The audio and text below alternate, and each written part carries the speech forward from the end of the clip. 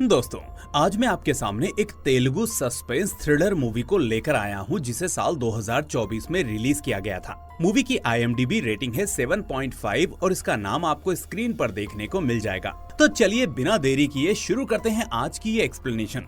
लेकिन आगे बढ़ने से पहले इस वीडियो को लाइक और चैनल को सब्सक्राइब करना मत भूलना।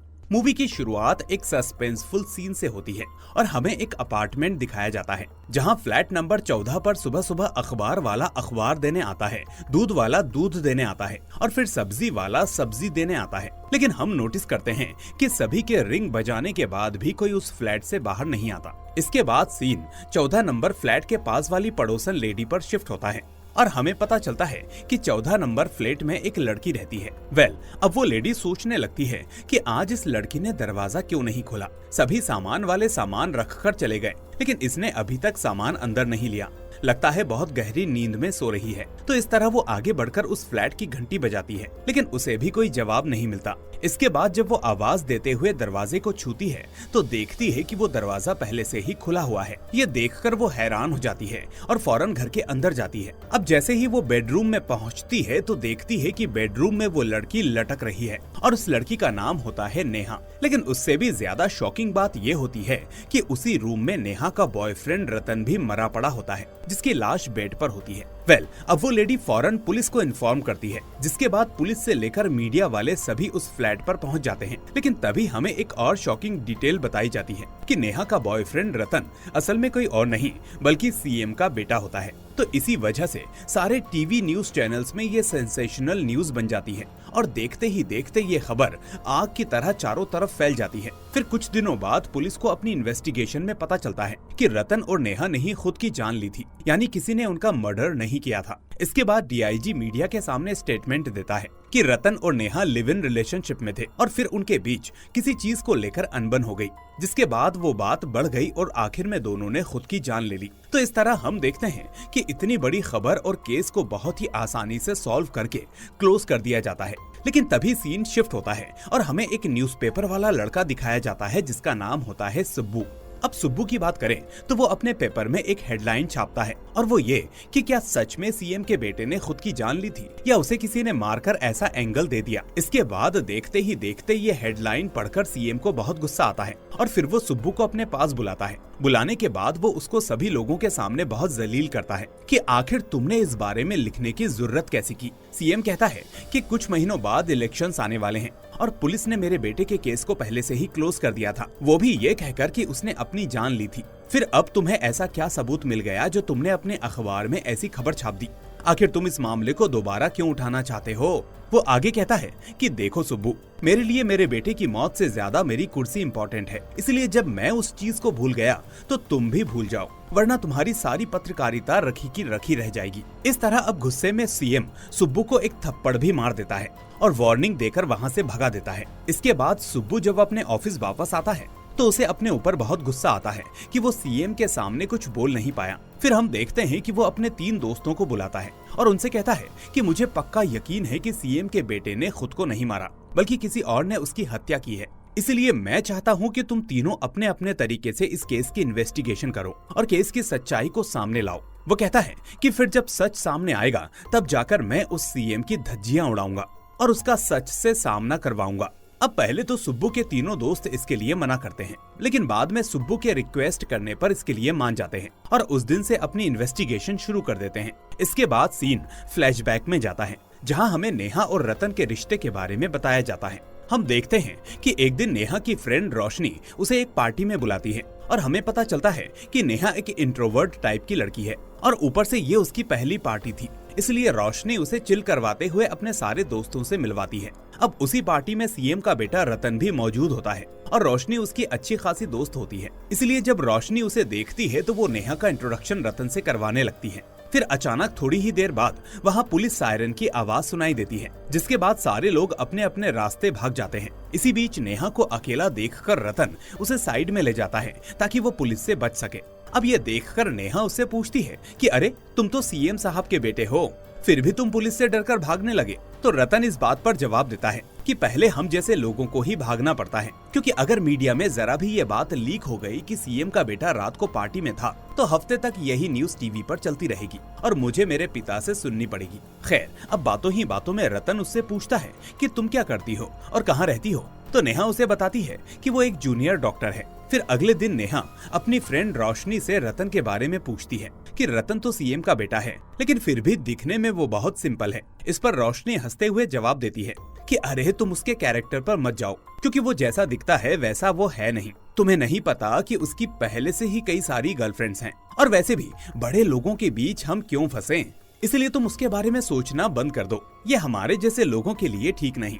अब नेहा रोशनी की बातों को गौर से सुनती है, लेकिन फिर भी उसका मन रतन की तरफ रहता है। वहीं दूसरी तरफ हम रतन को देखते हैं, जिसे घर जाते ही एक शॉकिंग बात पता चलती है, और वो ये कि कल तक जो लड़की उसकी गर्लफ्रेंड थी, वो आज उसके पिता की गर्लफ्रेंड बन गई है। अब रतन इस चीज से बहुत दुखी हो जाता है और फिर वो अपने दोस्तों को बुलाता है और खूब सारी ड्रिंक करने लगता है। फिर ये देखकर उसके दोस्त उससे कहते हैं कि पूरी दुनिया की लड़कियां ऐसी ही होती हैं, जहाँ पैसा दिखा वहीं भागी चली जाती हैं। इसलिए तुम भी अब उस लड़की के बारे में सोचना छोड़ दो और उल्टा लाइफ को एंजॉय करो। तो ये सुनकर रतन अपने कॉन्टैक्ट्स में से जितनी भी लड़कियां थी, उन सबको कॉल करके अपने पास बुलाने की कोशिश करता है, लेकिन हम देखते हैं कि सारी लड़कियां उसे कोई ना कोई बहाना बना देती है और कोई भी उसके पास नहीं आती। फिर जब सुबह होती है तो रतन के बदन पर कोई कपड़े नहीं होते, और जब वो खुद को देखता है तो उसे पता चलता है कि वो इस वक्त किसी और के फ्लैट में मौजूद है। इसके बाद हमें दिखाया जाता है कि वो फ्लैट असल में किसी और का नहीं, बल्कि नेहा और रोशनी का होता है। तो हुआ दरअसल ये था कि कल रात रतन ने बहुत ज्यादा शराब पी ली थी, जिसके बाद उसके दोस्तों ने रोशनी को कॉल करके बताया था कि तुम पास में रहती हो तो इसे अपने फ्लैट पर ले जाओ। अगर हम लोगों को रास्ते में इसको ले जाते हुए किसी ने देख लिया तो बेवजह शहर में न्यूज बन जाएगी। तो इस तरह कल रात रोशनी और नेहा रतन को अपने फ्लैट पर ले गए थे, जिसके बाद रतन पूरी रात नशे में सोता ही रहा। खैर, इसके बाद जब रतन अपने घर जा रहा होता है तो कुछ लोग उसे रोक लेते हैं, और यहाँ हमें पता चलता है कि रात को रतन ने जिन लड़कियों को कॉल किया था, उनमें से एक लड़की का भाई भी वहाँ होता है। अब वो बंदा रतन की बातें सुनकर अपने दोस्तों को वहाँ ले आता है और फिर रतन की बहुत पिटाई कर देता है। इसके बाद वहाँ एक जबरदस्त फाइट होती है, जिसमें रतन जख्मी हो जाता है और फिर उसे हॉस्पिटल पहुँचाया जाता है। अब कोइंसिडेंटली उसी हॉस्पिटल में नेहा भी मौजूद होती है, और यहाँ डॉक्टर नेहा रतन को देखकर उसका मजाक उड़ाने लगती है। वो कहती है कि वाह क्या बात है, तुम तो सीएम के बेटे होकर भी पिट गए। इस बीच हम देखते हैं कि रतन ने रात को जिन जिन लड़कियों को कॉल किया था, वो सारी लड़कियां आज उसे देखने हॉस्पिटल आती हैं। लेकिन अब रतन को किसी में भी इंटरेस्ट नहीं होता, बल्कि अब उसे तो बस नेहा भा जाती है, उसकी बातें, उसकी केयरिंग। तभी वो अचानक झटके से नेहा को अपने पास खींचकर उसे प्रपोज कर देता है, और पता नहीं नेहा ने रतन में क्या देखा कि वो भी उसके प्यार को एक्सेप्ट कर लेती है, जबकि रोशनी ने उसे उसके बारे में बताया था। फिर हम देखते हैं कि इसके बाद दोनों हर वक्त साथ रहने लगते हैं, जिसके बाद उन्हें प्राइवेसी चाहिए थी, तो इसलिए रतन नेहा के लिए एक फ्लैट भी खरीद लेता है, और वही फ्लैट होता है नंबर 14। खैर, अब ये दोनों उस फ्लैट में साथ रहने लगते हैं और एक दूसरे के साथ पूरा समय बिताते हैं। इसके बाद अब सीन प्रेजेंट डे पर वापस शिफ्ट होता है, जहाँ सुब्बू के वो 3 दोस्त एक जगह पर मिलते हैं, और फिर उनमें से एक बंदा अपनी इन्वेस्टिगेशन के बारे में बताता है और कहता है कि जैसा पुलिस वालों ने इन्वेस्टिगेशन किया था, वैसा ही कुछ मेरा भी रिजल्ट है, यानी रतन और नेहा ने खुद ही अपनी जान ली थी। तो उसके इस स्टेटमेंट पर अब बाकी के 2 दोस्त उससे पूछते हैं कि अगर तुम्हारी इन्वेस्टिगेशन सही है तो प्रूफ कहाँ है। तो इस तरह अब वो बंदा अपने पॉइंट ऑफ व्यूज से कहानी बताने लगता है। वो बताता है कि जब रतन और नेहा रिलेशनशिप में आए तो रोशनी नेहा को समझाने लगी कि नेहा, रतन तुमसे प्यार नहीं करता, वो बस तुम्हारा इस्तेमाल कर रहा है। उसकी लिस्ट में कई सारी गर्लफ्रेंड्स हैं और तुम सिर्फ उनमें से बस एक हो। जिस दिन उसका मन भर जाएगा वो तुम्हें छोड़ देगा और तब तुम कहीं की नहीं रहोगी। लेकिन दूसरी तरफ नेहा मानती थी कि रतन उससे सच्चा प्यार करता है और वो उसे कभी छोड़कर नहीं जाएगा। इसलिए अब रतन के साथ ज्यादा टाइम बिताने के लिए नेहा घर में ही ट्यूशन पढ़ाने लगती है। लेकिन फिर एक दिन रतन नेहा के पास आता है तो नेहा की नजर अचानक उसके फोन पर पड़ती है, जिसमें वो किसी दूसरी लड़की का मैसेज देख लेती है। फिर जब वो उस मैसेज को पढ़ती है तो उसमें लिखा था कि क्या आज हम मिल सकते हैं। तो ये देखकर नेहा का मूड ऑफ हो जाता है और वो फौरन रतन से पूछती है कि आखिर किससे मिलने की बात चल रही है, आखिर ये लड़की कौन है। तो रतन उसे जवाब देता है कि अरे यार, मैं किसी लड़की से मिलने नहीं गया था और ना ही मुझे जाना है। असल में पापा ने मेरे नाम पर एक जमीन खरीदी थी, इसलिए ये रजिस्ट्रार ऑफिस में काम करने वाली लेडी है जो मुझे मिलने के लिए बुला रही है, क्योंकि वहाँ मेरे साइन होने हैं। बल्कि उसी रजिस्ट्रेशन के काम से मैं आज गया था। अब नेहा उसकी बात सुन तो लेती है, लेकिन फिर भी वो रतन पर शक करने लगती है। फिर एक दिन हम देखते हैं कि जब वो दोनों करीब आने लगते हैं तो नेहा उसे एक इंजेक्शन दे देती है,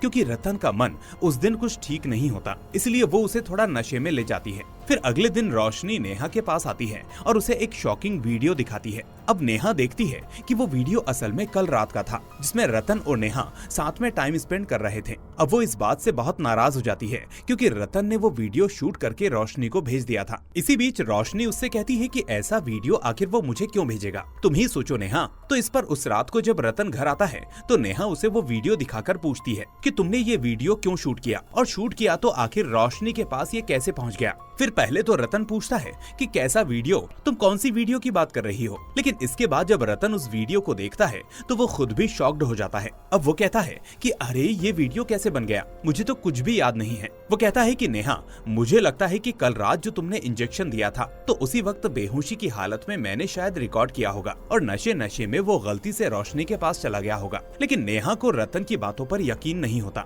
और वो यही सोचने लगती है कि क्या सच में रतन मुझसे प्यार करता है या मेरी जिंदगी से खिलवाड़ कर रहा है। इसलिए अब अगले दिन नेहा रजिस्ट्रार ऑफिस को कॉल करके ये बात पता करने की कोशिश करती है कि क्या उस दिन रतन वाकई रजिस्ट्रार ऑफिस गया था। तो यहाँ उसे पता चलता है कि रतन के नाम पर किसी जमीन की भी रजिस्ट्री नहीं हुई थी। इसके बाद जब रतन नेहा के पास आता है तो नेहा उससे कहती है कि देखो रतन, कोई भी लड़की अपने प्यार को दूसरों के साथ शेयर नहीं करना चाहती और मैं भी उसी टाइप की लड़की हूँ, इसलिए तुम्हारा सब कुछ मेरा है। इस तरह अब नेहा वापस रतन को वही इंजेक्शन दे देती है और फिर रतन जब थक जाता है तो नेहा उसे फिर से वही इंजेक्शन देती है और फिर हम देखते हैं कि चिड़चिड़ाहट में नेहा ये सब 2-3 बार करती है। इसी बीच जब नेहा उसे जगाने की कोशिश करती है तो उसे पता चलता है कि ओवरडोज की वजह से रतन की मौत हो चुकी है, जिसके बाद गिल्ट में आकर नेहा खुद को भी लटका लेती है। इस तरह वो बंदा प्रेजेंट में अपनी इन्वेस्टिगेशन पूरी करके कहता है कि नेहा ने रतन पर शक करते हुए उसे मार दिया और फिर खुद की भी हत्या कर ली। फिर इस चीज पर दूसरा दोस्त बोलता है कि तुम्हारी इन्वेस्टिगेशन 80% सही है, लेकिन इसमें कुछ चेंजेस हैं। ऐसा कहते हुए वो बताता है कि उस दिन सच में एक रजिस्ट्रेशन हुआ था, लेकिन सीएम का मामला होने की वजह से ये मामला बाहर नहीं आया। वहीं दूसरी शॉकिंग बात यह है कि क्राइम स्पॉट पर किसी के भी फिंगरप्रिंट्स नहीं मिले, तो आखिर ये कैसे पॉसिबल हो सकता है। इस तरह अब सीन फिर से फ्लैशबैक में जाता है और यहाँ हमें पता चलता है कि रोशनी असल में रतन से प्यार करती थी, लेकिन उसने अभी तक रतन को प्रपोज नहीं किया था। पर फिर एक दिन फाइनली वो हिम्मत जुटाकर रतन से मिलती है और उसे प्रपोज कर देती है। लेकिन रतन यहाँ उसे समझाता है और उससे कहता है कि देखो रोशनी, तुम मेरी बेस्ट फ्रेंड हो और फ्रेंडशिप एक चॉइस है, जबकि प्यार ऐसा नहीं है। प्यार बस हो जाता है और वो प्यार मुझे तुम्हें देखकर नहीं लगा, इसलिए हम दोनों फ्रेंड्स ही सही हैं। तो इस तरह वो उसका प्रपोजल ठुकरा देता है। फिर कुछ दिनों बाद रोशनी रतन और नेहा का एक वीडियो देख लेती है, जिसके बाद उसे बहुत जलन फील होती है और अंदर ही अंदर दुखी भी हो जाती है। वो यही सोचने लगती है कि मैं इतने सालों से रतन को जानती हूँ, लेकिन रतन नेहा से प्यार करने लगा जो उसे कुछ ही दिन पहले मिली थी। आखिर मेरे साथ ऐसा क्यों हुआ। खैर, रोशनी भी एक जूनियर डॉक्टर थी, इसलिए वो अपने हॉस्पिटल के मेडिकल स्टोर से कुछ दवाइयाँ खरीदती है। और फिर जब एक दिन नेहा अपने घर पर नहीं होती तो रोशनी उस दिन रतन के पास जाती है और वहाँ वो देखती है कि उस वक्त रतन बेड पर सोया हुआ है। इसलिए रोशनी मौका देखकर रतन को इंजेक्शन दे देती है और यहाँ उसका प्लान ये था कि वो रतन को नशे की हालत में डालकर उसके साथ इंटीमेट हो सके और फिर उसका वीडियो बनाकर बाद में नेहा से उसका रिश्ता तोड़वा सके। लेकिन तभी उसका प्लान फेल हो जाता है, क्योंकि अचानक नेहा वापस आ जाती है और उसे ऐसा करते हुए देख लेती है। इसके बाद नेहा रोशनी से झगड़ा करने लगती है और पूछती है कि आखिर तुम यहाँ ऐसे कपड़ों में क्या कर रही हो। लेकिन इसी बीच शायद ओवरडोज की वजह से रतन की तबीयत बिगड़ने लगती है और वो वहीं पर तड़पने लगता है। ये देखकर नेहा रोशनी से पूछती है कि तुमने मेरे रतन के साथ क्या किया। तो रोशनी जवाब देती है कि मैं रतन को मारना नहीं चाहती थी, मैं तो बस उसे बेहोश करके तुम्हें मारना चाहती थी, क्योंकि जिस जगह पर तुम हो वो जगह मेरी है, सिर्फ मेरी। रोशनी कहती है कि रतन सिर्फ मेरा है, सिर्फ मेरा। इस तरह अब दोनों के बीच में हाथापाई होने लगती है और इसी हाथापाई में रोशनी नेहा का गला दबाकर उसे मार देती है, जबकि रतन भी तब तक मर चुका होता है। अब जैसा कि हम जानते हैं कि रोशनी एक डॉक्टर थी, इसलिए वो वहाँ से सारे फिंगरप्रिंट्स क्लियर करके नेहा को ऊपर लटका देती है ताकि सभी को ऐसा लगे कि उसने खुद को मारा है। इस तरह अब सीन प्रेजेंट डे पर आता है, जहाँ वो दूसरा बंदा अपने बाकी दोनों दोस्तों से कहता है कि रोशनी एक डॉक्टर थी, इसलिए उसने बहुत चालाकी से सारे सबूत मिटा दिए। लेकिन पुलिस ने उस एंगल से सोचा ही नहीं और अब जाकर मेरी इन्वेस्टिगेशन में ये बात क्लियर हो गई कि ये हत्या का मामला है। तो इसके बाद ये तीनों दोस्त सुब्बू को कॉल करते हैं और उसे बताते हैं कि हमने तुम्हारे उस केस को क्रैक कर लिया है और जल्द ही पूरी थ्योरी के साथ हम तुमसे मिलेंगे। अब ये सुनकर सुब्बू बहुत खुश होता है और फौरन एक जबरदस्त आर्टिकल लिखता है। हम देखते हैं कि वो अपने पेपर में छापता है कि 14 दिन बाद सीएम के बेटे का केस कंक्लूजन पर आ जाएगा और उसके बाद सारे राज खुल जाएंगे और जनता को भी सारी सच्चाई पता चल जाएगी। अब दूसरी तरफ सीएम ये खबर पढ़कर शॉक्ड हो जाता है और सोचने लगता है कि आखिर इन लोगों को ऐसा क्या सबूत मिल गया जो ये वापस इस खबर को छपवा रहे हैं। अब अगले दिन हम देखते हैं कि जब सुब्बू पार्क में जॉगिंग कर रहा होता है तो तभी कुछ गुंडे वहाँ आ जाते हैं और उसे बहुत मारने पीटने लगते हैं। हमें समझ में आता है कि ये गुंडे शायद सीएम के आदमी थे जो सुब्बू को जाते जाते वार्निंग देते हैं कि चुपचाप अपना पेपर चला लो, इसलिए अगर अगली बार कुछ भी उल्टा पुल्टा लिखा तो 14 दिन के बाद वो केस तो बाद में बाहर आएगा, पर उससे पहले तुम्हारी पोस्टमार्टम रिपोर्ट जरूर बाहर आ जाएगी। इसके बाद जब सुब्बू के तीनों दोस्तों को इसके बारे में पता चलता है तो वो उसके पास जाते हैं और फिर वो तीनों उसे डांटते हुए कहते हैं कि बिना हमारी पूरी इंक्वायरी के तुमने पेपर में ये सब कैसे छाप दिया। हमने तो अभी तक पूरी तरह से इंक्वायरी भी नहीं की है, हमने तो बस महज कुछ सबूतों के साथ अंदाजा लगाया था। वो कहते हैं कि अब तुम एक काम करो, चुपचाप रेस्ट करो और हमारे फाइनल कंक्लूजन का वेट करो। इसके बाद सुब्बू के वो तीनों दोस्त फिर से एक जगह पर मिलते हैं और वहाँ आखिरी में तीसरा बंदा अपने दोनों दोस्तों से कहता है कि तुम लोगों की इन्वेस्टिगेशन 80% सही है, लेकिन मेरी इन्वेस्टिगेशन में कुछ और बातें पता चली हैं। तो इस तरह अब वो अपने पॉइंट ऑफ व्यू से इस केस की कहानी सुनाने लगता है। इसके बाद अब सीन रतन और नेहा पर शिफ्ट होता है जो अपना टाइम पूरी तरह से एक दूसरे के साथ बिता रहे होते हैं। इसी बीच एक दिन नेहा रतन से कहती है कि क्या हमारा प्यार बस यहीं तक है? तो रतन उससे पूछता है कि नेहा आखिर तुम ऐसा क्यों कह रही हो? तो नेहा कहती है कि फिर रतन, क्यों हमारा प्यार महज लस्ट तक आकर ही रुक गया है और इससे आगे नहीं बढ़ रहा। वहीं दूसरी तरफ रतन के पिता यानी सीएम को पता चल जाता है कि रतन किसी लड़की के साथ घूम रहा है और शायद वो उससे प्यार भी करता है। साथ ही उसे ये भी पता चलता है कि उस दिन रतन और नेहा एक छोटे से ट्रिप पर भी जा रहे हैं। इसलिए ये पता चलते ही वो सीएम अपने पीए से कहता है कि फौरन अपने आदमियों को उनके पीछे लगा दो, क्योंकि मैं नहीं चाहता कि कोई फालतू लड़की मेरे घर की बहू बने। इधर रतन नेहा को ट्रिप पर ले जाता है जहाँ वो नेहा से कहता है कि मैं तुम्हें कितनी बार समझाऊं कि मैं तुमसे सच्चा प्यार करता हूँ, लेकिन अब जब तुम मुझ पर शक करने लगी हो तो मुझे तुम्हें प्रूव करना ही पड़ेगा। वो कहता है कि ठीक है, हम इस ट्रिप पर तो चलेंगे लेकिन 3 दिन तक साथ में भी रहेंगे, लेकिन तब तक मैं तुम्हें टच भी नहीं करूंगा, जिससे ये साबित हो जाएगा कि हमारा प्यार बस इसी चीज तक बाउंड नहीं है। तो इस तरह अब वो दोनों किसी जगह पर पहुंचते हैं और होटल में 2 अलग अलग रूम्स ले लेते हैं।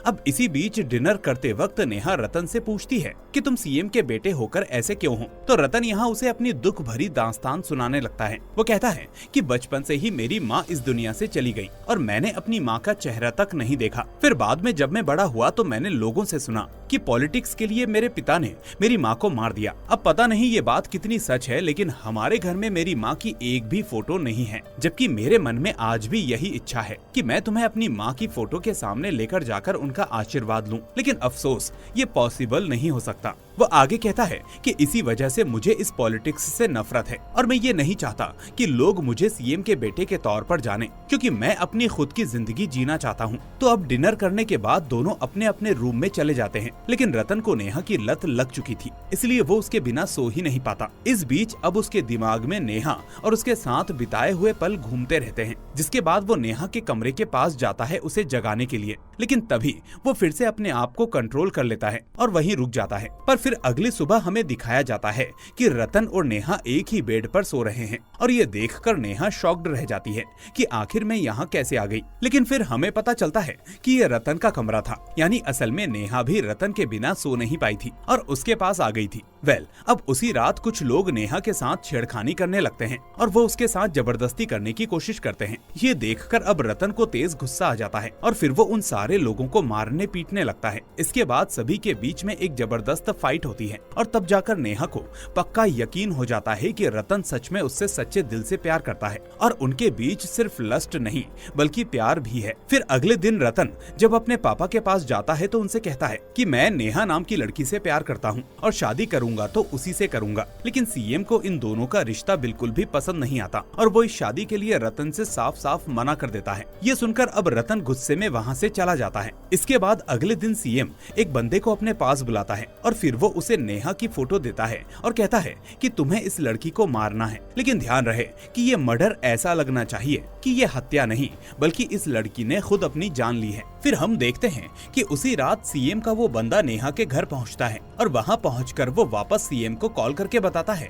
कि सर घर में ये लड़की अकेली नहीं है बल्कि आपका बेटा भी इसके साथ है। तो ये सुनकर सीएम थोड़ी देर चुप रहता है, लेकिन फिर वो अगले ही पल जवाब देता है कि ठीक है तुम दोनों को मार दो। फिर क्या था, सीएम का वो आदमी रतन और नेहा को जान से मार देता है। अब उस हत्या के दौरान वहाँ एक इंजेक्शन पड़ा था, इसलिए उस बंदे ने रतन को वो इंजेक्शन देकर मार दिया, जिसके बाद उसने सारे फिंगरप्रिंट्स मिटा दिए और फिर लास्ट में नेहा को लटकाकर वहाँ से चला गया ताकि नेहा की मौत मर्डर ना लगे। इस तरह प्रेजेंट में ये तीसरा बंदा अपनी इन्वेस्टिगेशन पूरी करके अपने दोस्तों को बताता है, लेकिन तभी अचानक इन तीनों के पास एक ऑफिस बॉय आता है जो इनकी बातों को सुनकर लास्ट में कहता है कि सर आपके पॉइंट ऑफ व्यू से भी आपकी स्टोरी 80% सही है, यानी उन दोनों की हत्या तो हुई लेकिन ना तो सीएम ने उन्हें मारा, ना रोशनी ने और ना ही नेहा ने। इस तरह वो केस के बारे में बताने से पहले उनको अपने बारे में बताने लगता है। वो बताता है कि सर एक्चुअली मुझे पहले से ही इच्छा थी कि मैं एक डिटेक्टिव एजेंसी खोलूं, लेकिन मुझे कहीं मौका नहीं मिला।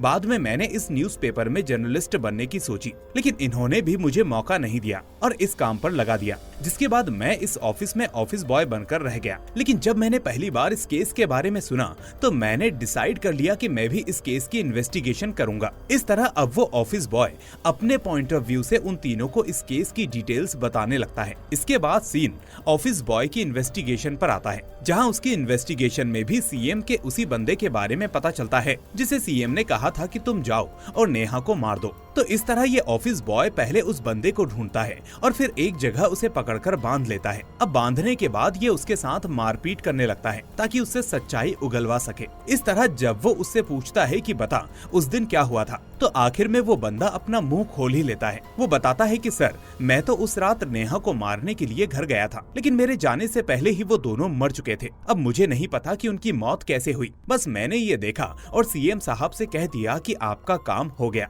अब ये सुनकर ऑफिस बॉय चुपके से नेहा के घर में जाता है सबूत ढूंढने के लिए, लेकिन उसी वक्त एक चोर जो कि 14 साल का बच्चा था वो भी नेहा के घर में घुसता है और उस लड़के का नाम होता है बुन्नू। फिर हमें दिखाया जाता है कि बुन्नू चुपचाप नेहा के कपड़ों को वहाँ ढूंढता है और उन्हें लेकर अजीब सी हरकतें करने लगता है, लेकिन तभी अचानक ऑफिस बॉय सामने से आकर उसे रंगे हाथों पकड़ लेता है। इसके बाद वो बुन्नू को 2-4 थप्पड़ मारकर पूछता है कि तुम यहाँ क्या कर रहे हो, जिसके बाद बुन्नू काफी डर जाता है और सारी बातें बताने लगता है। जिसके बाद फ्लैशबैक में हमें बुन्नू की कहानी पता चलती है। हम देखते हैं कि बुन्नू हमेशा अपने फोन में बिजी रहता था, गेम्स खेलना, फ्रेंड्स से चैटिंग करना, बस यही उसका काम था। लेकिन फिर एक दिन अचानक मोबाइल पर उसके सामने एक एडल्ट वीडियो आ जाती है और तभी से उसके अंदर वो गलत फीलिंग्स जागने लगती हैं। फिर यहाँ हमें पता चलता है कि बुन्नू असल में नेहा के ट्यूशन में भी जाता था और वहाँ वो पढ़ने के बहाने नेहा को अजीब निगाहों से देखता रहता था। इस बीच वो जानबूझकर डाउट्स के बहाने